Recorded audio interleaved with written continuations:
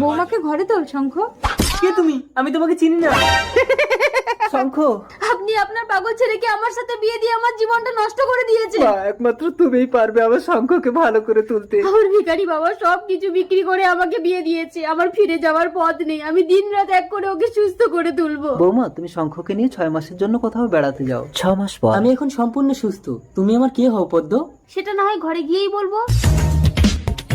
এই মেয়েটাকে আমার ভীষণ ভালো লেগেছে। তুমি কথা বলে আমার সাথে সেট করে দাও না পদ্ম। ওই মেয়েটা কি করবে শঙ্কর? তুমি কি চাইছো আমাকে বলো না, আমি তোমাকে দেবো। তার মানে তুমি আমাকে পাওয়ার জন্য আমার সেবা করছো? শঙ্খ, শঙ্খ, আমি যে কোনো ভাবে ওকে তোমার কাছে এনে দিচ্ছি। শুনুন।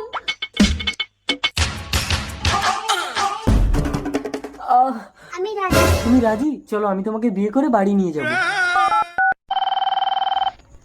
হ্যালো, বাবা, আপনার ছেলে সম্পূর্ণ সুস্থ হয়ে গেছে। আজই বউ নিয়ে বাড়িতে আসছে। এই কই গো, শুনছো?